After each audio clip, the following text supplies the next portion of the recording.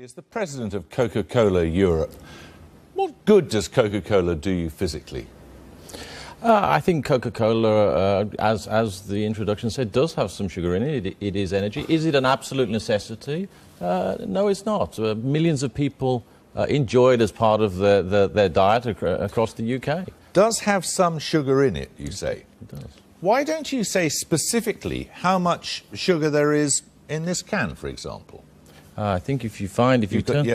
on the side you say 30, you have a percentage on there, don't you?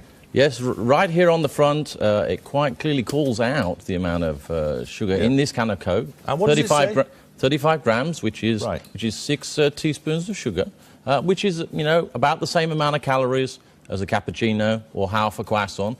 So there is calories. And actually, what we're doing is to say, look, the information is here. We want to actually promote and make sure people do you imagine people know if they go to the cinema, and this is a small one, and there are big ones here too. You go to the cinema and you get a jug of Coke like this.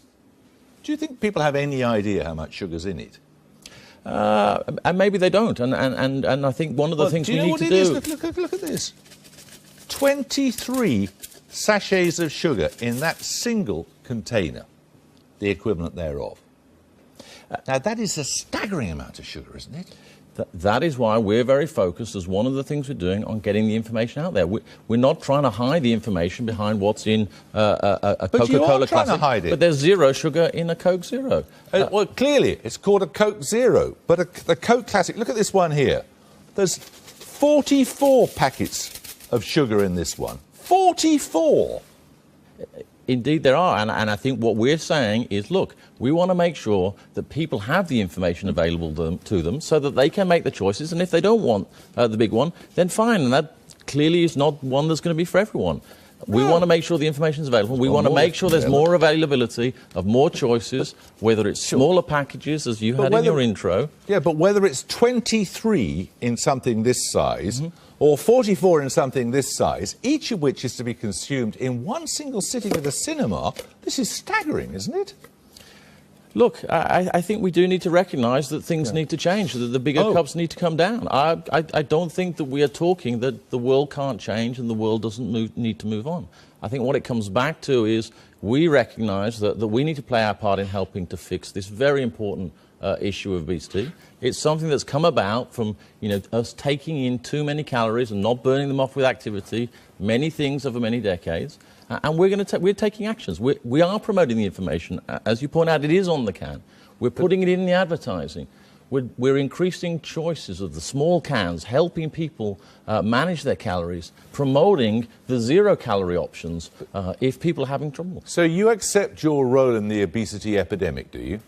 I think as a contributor of calories into the British diet, of course we must. I mean, soft drinks, all soft drinks together contribute 2% of the calories.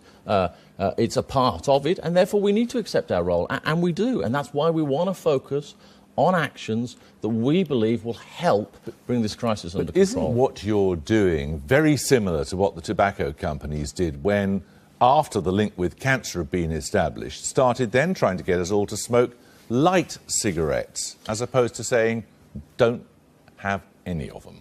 I think there's a very clear distinction between tobacco and anything to do with food and drink, because in the end, there's no amount of tobacco that's good for you. It directly causes some of the disease, no amount.